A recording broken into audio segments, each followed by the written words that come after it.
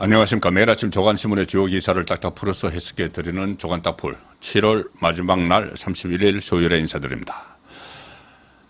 국민의힘 전당대회 후에 한동훈 대표 체제가 들어섰죠.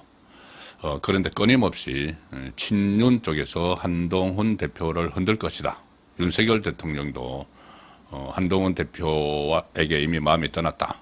그래서 심지어 김옥균 프로젝트 이런 얘기까지 나왔습니다. 갑신정병을 일으켰지만 3일 천하에 끝난 김옥균처럼 한동훈도 2년 임기를 채우지 못하고 곧 물러날 것이다. 왜?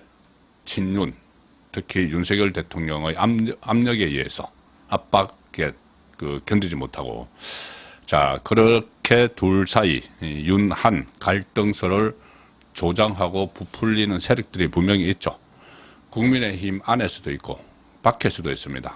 가령 이준석, 또 국민의힘 안에서 또 홍준표 대구시장 끝까지 같이 가지 못할 것이다. 이렇게 다들 일종의 이간책을 쓰고 있습니다. 본인들의 정치적 유불리에 따라서. 자, 그렇지만 최근의 움직임, 전당대회 이 움직임을 보면은 전혀 다른 방향으로 가고 있습니다. 지난번에 전당대회 당선자와 낙선자 다 불러 모았죠. 용산에서. 그때 한동훈 대표를 외롭지 않게 하라 이렇게 이야기를 했습니다. 술 마시러 갈 때도 같이 가고 상가에 갈 때도 같이 가고 술 마시지 못하니까는 한동훈 대표가 같이 좀 동화해서 외롭지 않게 하라 이런 메시지를 던졌는데 실제로 어제 두 사람이 전격적으로 오찬 회동을 했다는 소식을 TV조선이 어제 저녁에 단독 보도를 했고 오늘도 후속 보도가 이어지고 있습니다. 자, TV조선 보도 내용입니다.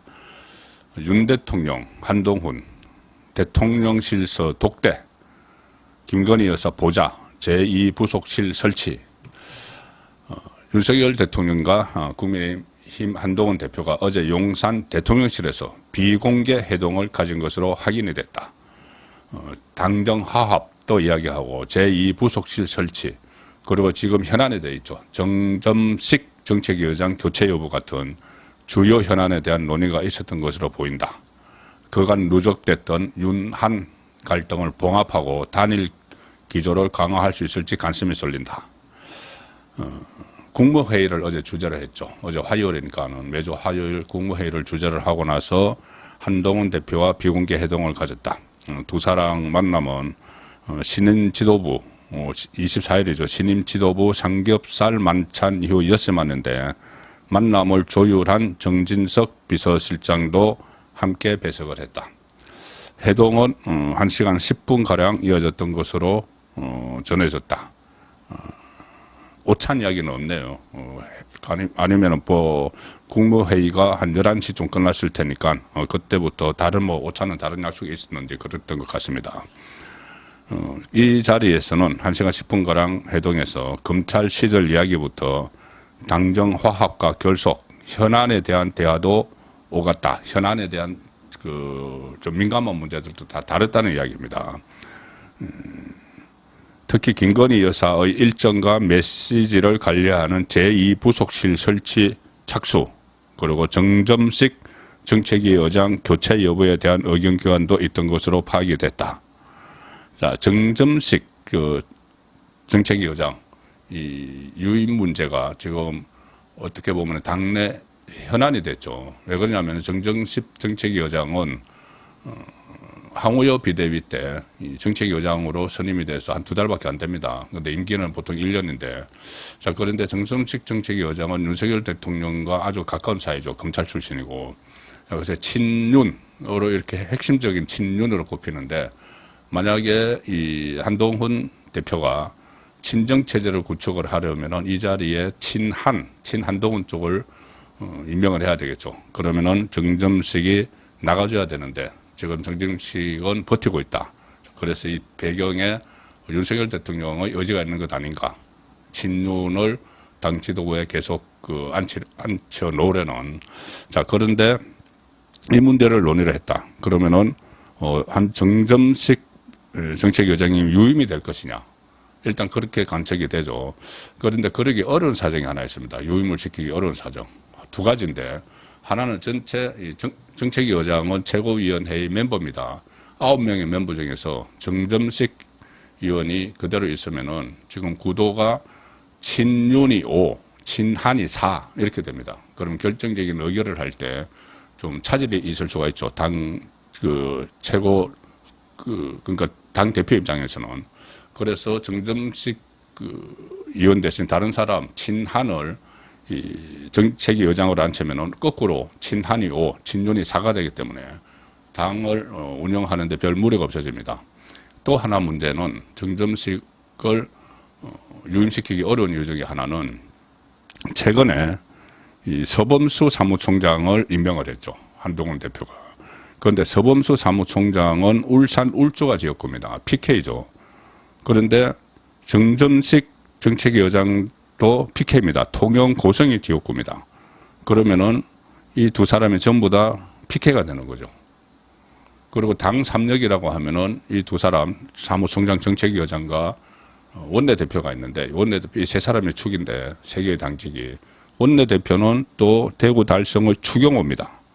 그렇게 되면은 이 영남 출신이 당 3역을 다 장악을 하는 이런 결과가 되기 때문에 아마 정책위 의장은 친한 수도권의 친한으로 하기 위해서 사무총장을 PK 서범수를 발탁을 했을 것이다. 이런 관측이 나옵니다.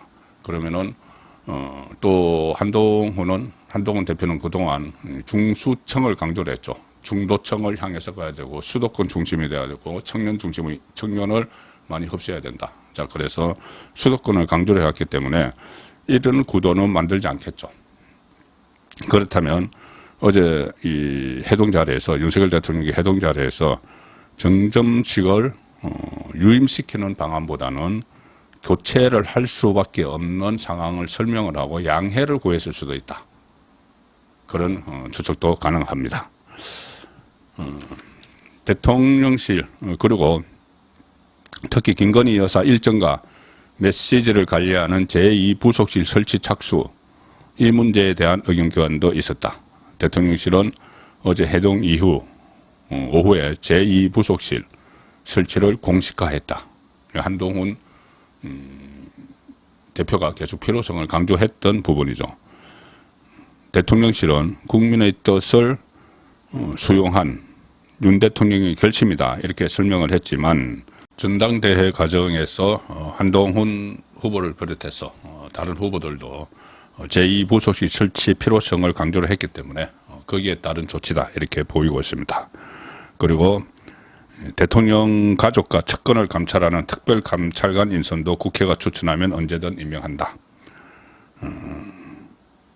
지금 제2부속실장은 윤 대통령의 정계 입문 초기부터 함께한 장순칠 시민사회 2비서관이 내정이 됐습니다. 어제 이 회동을 했다는 내용 그리고 그 전에 여러 개 하지 말라 뭐 이런 이야기들 또 한동훈 대표도 적극적으로 윤석열에게 다가가는 모습을 보였다. 김재원 최고위원이 당시 오찬 회동에 대해서 삼겹살 만찬, 신임 지도부 삼겹살 만찬 분위기를 전하면서 김재원 최고위원이 그런 말을 했죠. 한동훈 대표도 계속 윤석열 대통령에게 다가가려는 모습을 보였다. 이런 부분들을 제가 종합을 해보면 윤석열 대통령과 한동훈 대표 사이에 일종의 윈윈 서로 승리하기 위한 두 사람 다 승리하기 위한 일종의 신사협정을 맺는 과정이 아닌가 싶습니다. 서로 한 발씩 양보를 하는 것이죠. 가령 예를 들어서 김건희 여사와 관련해서 한동훈 대표가 계속 문제를 제기를 하고 있으니까 2부속실 설치를 한동훈을 만난 자리에서 결정을 하고 또 가령 확인된 건 아니지만은 정점식 정책위 의장 문제 같은 것도 윤석열 대통령이 한 발 양보를 하고 이런 형식으로 윈윈하는 방식 서로 양보할 것은 양보하면서 그 방안을 찾아가는 과정 아닌가 그렇게 일단은 판단이 됩니다. 윤석열 대통령과 한동훈 대표가 단결을 또 단합을 해서 이렇게 전국을 대처해 나가면은 가장 그게 두려운 쪽은 이재명이죠. 이재명. 여러 가지 사법 리스크가 최고조에 달하고 있는데 지금 자기 입으로 윤석열 대통령 탄핵 이야기를 하기 시작했습니다. 짐짓 본인은 빠져있는 척하면서 주변에서 이재명 주변에서 계속 탄핵을 하는데 뭐 청문회도 열고 하는데 이재명이 이제 다급하니까 본인 입으로 탄핵을 이야기했습니다. 조국은 임기 단축 개헌을 이야기를 하고 있죠. 그래서 자기 살 길은 그거라고 보는데 당장 여러 가지 사법 리스크가 한꺼번에 쓰나미처럼 몰려들고 있는 이재명은 방탄용으로 탄핵을 거론을 했습니다.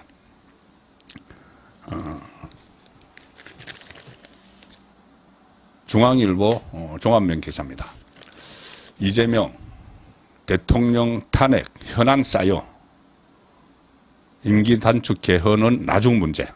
지금 개헌 의축할 시간이 없다는 이야기입니다. 탄핵을 해야 된다. 이 노골적으로 본인 방탄을 위해서 탄핵을 추진해야 된다는 걸 그대로 속셈을 그대로 드러낸 발언입니다. 어제 민주당 대표 후보자 3차 토론회가 있었는데 이재명이 4년 중임제를 담은 개헌안과 관련해서 이렇게 이야기했습니다. 탄핵과 관련한 현안이 쌓이고 민생 현안도 많아서 시급하지 않은 현안으로 인식되지 않을까 싶다. 개헌은 시급하지 않다. 탄핵과 관련한 현안이 쌓이기 때문이다. 그래서 자신이 공약해온 개헌보다는 탄핵이 우선순위가 될 수 있음을 시사한 것으로 풀이된다. 개헌은 시간이 걸리죠. 그리고 복잡하죠. 모든 이해 당사자들이 막 충돌을 하면은 되기 어렵습니다. 그런데 탄핵은 본인들이 다수당이니까 어떻게 밀어붙여 보자는 그 심산인 것입니다. 그래서 탄핵을 해서 윤석열 정권이 붕괴가 되면은 자기 살 길이 생긴다. 조국은 임기 단축을 주장을 하고 있지만은 그렇게 한가지 않다는 것이 이재명의 인식인 거죠. 이재명은 현재 상태로 개헌 논의가 실질적으로 가능한가에 대해서 회의적이다. 지금 탄핵을 빨리 해야 되니까는 개헌 거기까지 시간이 없다는 이야기죠. 본인의 사법 위기이기 때문에. 그리고 이런 말도 합니다. 이재명이 대통령부터 검사, 방송통신위원장 등 탄핵 용어가 일상이 됐는데 안타깝다. 본인 다 뒤에서 지시하고 주도해놓고는 검사 탄핵, 자기를 수사했던 검사들 탄핵, 또 방통위원장, MBC 장악을 하기 위해서 방통위원장 탄핵, 다 본인 주변에서 다 기획해놓고는 안타깝다. 이렇게 이야기합니다. 그리고 또 이런 말도 했습니다. 이 인생의 시름기가 언제냐 이런 물음이 있었던 것 같습니다. 그 토론회 하니까 거기에 법정에 출석하는 자기 사진을 소개를 하면서 이렇게 이야기합니다. 과거 독재 정권은 정치적인 상대방을 감옥에 보내거나 죽였고 그게 여의치 않으면 가택연금을 했다. 지금 제가 법정에 갇히게 생겼다. 있지도 않은 사건을 만들고 재판에 많은 시간을 뺏기게 한다. 정말 후한무치하다는 생각이 저는 듭니다. 조금 전에 말씀드린 것처럼 탄핵 요구가 일상에 대해서 안타깝다. 본인이 다 그렇게 만들어 놓고 지금도 탄핵 이야기를 하면서 그리고 있지도 않은 사건을 만들고 재판에 많은 시간을 뺏기게 한다. 아니 그러면 지금 4개의 재판을 받고 있고 수사 중인 건 빼고 7개 사건에서 11개 혐의가 있는데 이게 모두 조작이 됐다. 그 이야기입니까? 그러면은 조작이 됐다고 검찰에서 조작을 했다고 하면 이걸 빨리 법원에서 빨리 좀 판결을 해달라고 이야기를 해서 자기가 결백한 것을 그 법원으로부터 인정을 받아야 되죠. 그런데 법원 재판까지 막 질질 끌고 있지 않습니까? 그래서 후한무치하다는 생각이 듭니다. 이재명은 또 방탄 신종 수법을 도입했다고 어제 제가 말씀드렸죠. 검사 탄핵 하다가 또 검찰청을 아예 없애버리겠다. 이 법안도 발의를 하고 어제는 심지어 자기 대북 송금 사건 기소한 검사를 측근들을 시켜서 공수처에 고발을 했습니다. 자, 그 기사 조선일보 사이면 기사입니다. 그 기사와 함께 탄핵 청문회 기사 같이 있습니다. 검사 탄핵 청문회. 자, 사이면 기사입니다. 조선일보. 민주당 공소장도 허위라면서 이 대북 송금 수사검사 고발.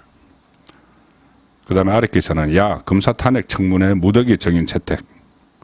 자, 위에 기사 먼저 말씀드리면은 어제 제가 설명드린 그 내용입니다. 민주당이 어제 이재명의 대북 송금 사건을 수사한 검사가 허위로 공소장을 작성했다며 고위공직자 수사처에 고발한다고 밝혔다. 이재명 사건을 담당해온 검사들에 대한 탄핵 수초안을 발의한 데 이어서 현재 수사를 지휘하는 검사까지 고발하겠다는 거다. 법조계에서는 이재명 수사와 재판 방해를 위한 방탄 작업이라는 비판이 나왔다. 공소장 내용은 재판에서 다투면 되는데 수사검사를 고발해서 압력을 행사하겠다는 의도다. 어제 제가 말씀드린 대로 이것은 상권 분립에 대한 또 심각한 도전이기도 한 것이죠. 그 다음에 아래 기사는 검사 탄핵, 지금 뭐 청문회 한다고 하지 않습니까? 4명의 이재명을 수사를 했던 검사들을 다 탄핵한다. 그런데 그 4명을 한 명 한 명 법사위에 불러서 망신을 주기 위한 그 시도를 하고 있죠. 그런데 그 시도가 이제 시작이 됐는데 그거를 하면서도 무더기 정인을 또 신청을 했다고 합니다. 막 부풀리는 거죠. 국회 법사위가 정청래가 주도하고 있죠. 다음 달 14일 김영철 검사 탄핵소추안 조사 관련 청문회를 열기로 했다. 민주당은 이재명 사건을 수사한 검사 4명 박상용, 엄희주, 강백신, 김영철 탄핵소추안을 발의했는데 이 중 김영철 검사의 탄핵 사유부터 따져본다. 자, 1번으로 불러낸다는 이야기죠. 그리고 이 민주당 등 야당 법사위원들은 김영철 검사 본인, 그러니까 정인 신청을 김영철 검사 본인은 물론이고 김건희 여사, 이원석 검찰총장, 장시호 씨 등에 대해서 출석을 요구한다는 방침이다. 김영철 검사는 민주당 전당대 돈봉투 사건을 수사를 했었죠. 그래서 이 사건과 관련해서 송영길, 허종식, 윤관석, 이성만, 임종성 등이 다 재판을 받고 있습니다. 그러면 이 민주당은 김영철 검사 탄핵 사유에서 이 돈봉투 사건과 관련해서 이정건 전 민주당 사무부총장 수사 과정에서 별건 수사로 불거진 것이다. 그래서 문제를 삼았습니다. 또 최순실 국정농단 사건 때 최 씨의 조카 장시호 씨에게 법정 정원 연습을 시키는 등 뒷거래를 한 의혹, 김건희 여사와 관련된 코바나 콘텐츠 대기업 협찬 의혹 등에 대한 봐주기 수사. 이거 뭐 수사 다 끝난 거나 아니면 장시호 씨가 이거 자기가 허세를 부렸다고 한 내용들 다 이런 것들입니다. 이런 것들을 내놓고 지금 이 탄핵을 하겠다고 탄핵을 발의를 해서 이것도 청문회에서 망신을 주겠다고 하는데 아니 그리고 이렇게 김건희 여사, 이원석 검찰총장, 장시호는 뭐 그렇다 치더라도 이렇게 다 정인으로 신청을 하면은 그러면 돈봉투 수사와 관련해서 돈봉투를 받았다는 그 의원들, 이 사람들도 전부 다 정인 신청을 같이 해야죠. 같이 해야지 이게 별건 수사인지 뭔지 이거 뭐 따져 볼 수 있는 거죠. 자, 그래서 선택적으로 이렇게 검사들에 대한 망신주기, 또 여론몰이, 잡혀찍기 이걸 통해서 계속 본인이 여기에서 빠져나가려고 하고 있는 법망에서 빠져나가려고 하고 있는 그런 이재명의 행태입니다. 이재명 주변은 지금 감옥에서도 특혜를 받고 있습니다. 조선일보 사이명 기사입니다.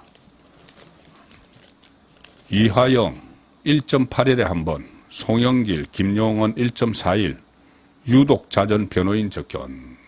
이 변호인도 특별 면회합니다. 이 사람들은 특별 면회. 보통 일반 면회하면은 이렇게 뭐 유리를 사이에 두고 이렇게 대화를 나누지만은 특별 면회, 뭐 장소 변경 접견 뭐 이렇게 이야기를 하는데 별도로 이 마련된 데서 테이블도 있고 의자도 있고 거기서 서로 이야기를 하죠. 그런데 거기서 대화가 자동 녹음이 됩니다. 제가 어제 소개해드린 이화영의 대속 발언, 이재명 대신 형을 살고 있다는 그 발언도 그 특별면회 하면서 자동 녹음된 걸 검찰이 녹취록을 법원에 제출한 거죠. 그런 면회를 이화영이 1.8일에 한 번, 송영길, 김용원 1.4일에 한 번을 했다는 겁니다. 일종의 특혜 휴감 생활을 하고 있는 셈이죠. 자, 김건희 여사와 관련한 특혜 조사 의혹이 특혜 조사 논쟁이 일어나고 있죠. 첫 그 영부인으로서 대통령 배우자로서 첫 대면 조사, 검찰의 대면 조사를 받은 사례인데 그 과정에서 검찰청으로 가지 않고 제3의 장소에서 받았다. 경호처의 안과 같은 곳이죠. 그래서 그 논란이 일어나고 있는데 잘 정리한 이 내용의 핵심을 짚은 칼럼이 있어서 마지막으로 소개해 드리겠습니다. 역시 조선일보 오피니언면입니다. 제목은 검사 눈높이와 국민 눈높이, 전문 기자의 창에서 양은경 사회부 법조 전문 기자, 변호사이기도 하죠. 자, 이 양은경 기자가 쓴 칼럼인데 이렇습니다. 제3의 장소에서 이뤄진 김건희 여사에 대한 검찰 조사, 이 문제가 된 후에 양은경 기자가 일선 검사들에게 다 여러 곳에 물어봤다고 합니다. 검찰청사가 아닌 다른 곳에서 피의자나 참고인을 조사를 한 적이 있느냐. 그러니까는 그런 생각해 본 적도 없다는 검사도 있었지만 여러 번 해봤다고 답한 검사들도 있다. 여러 번 해봤다고 답한 검사들은 주로 이제 경력이 풍부한 이런 검사들이죠. 한 검사는 정신질환으로 폐쇄병동에 수용된 피의자를 찾아가서 조사했다. 폐쇄병동에 찾아가서 조사했다. 또 다른 검사는 참고인을 조사하기 위해서 지방에 있는 그 여러 참고인을 조사하기 위해서 출장을 여러 번 가다가 아예 그 지방에서 임시 사무실을 차렸다. 참고인은 출석 의무가 없으니까 이제 편의를 봐줬다는 건데 이제 피의자는 좀 다른 상황이죠.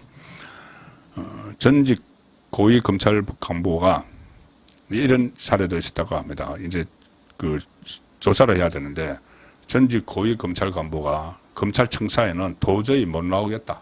내가 근무하던 곳에. 그렇게 해서 자택 근처 음식점에서 조사했다는 검사도 있었다.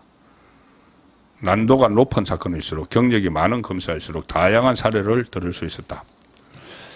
자, 일단 검사 눈높이로 보면은 검찰총장이 법불악이 법원 신분이 기한 자에게 아부하지 않는다를 언급을 하면서 원칙이 지켜지지 않았다고 대국민 사과를 했었습니다. 그러니까는 이 수사를 했던 김건희 여사를 수사를 했던 검사들은 그럼 우리가 악이냐? 우리가 그 신분이 높은 사람에게 아부하는 사람이냐? 자, 그렇게 그 반발하면서 사표를 냈던 수사팀 검사의 심정을 이해할 수 있다. 어떻게든 진술을 받았으면 됐지. 다른 검사들도 이제 그렇게 많이 했다는 거죠. 조사 장소를 이렇게까지 문제 삼을 일이 아니지 않느냐 이 이야기라는 겁니다. 한 중견검사는 이렇게 이야기를 했다고 합니다.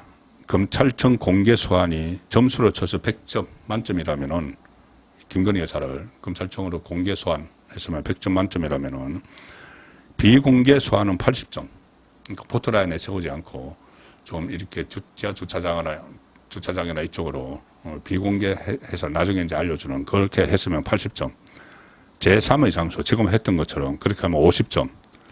대면 조사 안 하고 서면 조사했으면 30점. 아무것도 안 했으면 0점인데 80점 맞을 수 있는 것을 50점 맞았다고 혼내는 격이다. 잘못됐다는 이야기죠. 이거는 일단은 한 중견검사에게는 비공개 소환을 했으면은 80점. 그 검찰청으로 비공개 소환을 했으면 80점은 맞는데 제3의 장소에서 했기 때문에 50점이다. 그래서 80점 맞을 것을 50점 맞았다고 혼내면 안 된다. 이 이야기입니다. 아예 조사를 안 했으면 빵점이고, 그리고 서면으로 했으면 30점인데, 그나마 50점이라도 맞았지 않느냐. 이 이야기죠. 그런데 여기서부터는 양은경 기자의 분석이 나옵니다. 하지만 국민 눈높이로 보면은 그 30점의 차이는 의미가 있다. 국민 눈높이로 보면 조금 전에 그는 검사 눈높이고, 국민 눈높이로 보면은 30점의 차이는 의미가 있다. 도이치 주가 조작 의혹 사건은 김건희 여사가 전주에 불과해서 기소 자체가 아예 어렵다. 그리고 디올백 수수 의혹 사건은 배우자 처벌 규정이 없다. 그래서 일단 조사만 받으면 이거 무혐의 될 수 있다는 이야기죠. 무혐의 돼야 된다는 이야기죠. 그런데 조사 대상자는 현직 대통령의 부인이다. 그렇기 때문에 수사 과정에서 절차적 정의가 중요했다. 무혐의를 내릴 수밖에 없는 사안인데 무혐의를 내리려면은 절차적으로 대통령이 배우자이기 때문에 절차적으로 정의로워야지 무혐의를 내려도 납득을 한다는 이야기죠. 절차가 정의롭지 않으면 무혐의를 내리면 논쟁이 벌어질 수 있다는 이야기입니다. 지금처럼. 그래서 김건희 여사가 일반 국민과 똑같이 검찰 소환 조사를 받았다면 적어도 중도층에 해당하는 국민들은 무혐의 결론이 나더라도 수긍할 가능성이 높다. 제대로 조사했지만 법적인 한계 때문에 어쩔 수 없었다. 이렇게 여길 수 있었다. 그러나 대통령 경호처가 관리하는 보안청사에서 검사들이 휴대폰을 반납한 채 이뤄진 조사로 무혐의 결론을 낸다면 그렇게 되기는 어렵다. 절차적 정의가 부족했다는 이야기입니다. 사실 김 여사가 포토라인에 설 필요도 없었다. 검찰청사에 나오기만 하면 됐다. 조국 수사 이후 비공개 소환이 원칙이 됐기 때문이다. 그랬으면 현직 대통령 부인으로는 사상 최초로 검찰 대면 조사를 받고도 온갖 논란에 휩싸이지는 않았을 것이다. 거대 야당의 탄핵 위협에 시달리는 검찰이 악의 논란으로 사분 오열하는 일도 없었을 것이다. 그리고 김 여사가 뒤늦게 심려를 끼쳐 죄송하다는 변호인을 통해 사과했다. 그 사과 방식마저 비판받는 일도 없었을 것이다. 그래서 검사 눈높이와 국민 눈높이 차이는 따지고 보면 30점에 불과하다. 김 여사가 그 30점을 놓친 결과 온갖 억측과 논란을 낳은 것이 안타깝다. 자, 이렇게 제가 볼 때는 명쾌하게 정리를 했다고 봅니다. 7월 30일을 보내드린 조간 딱불이었습니다.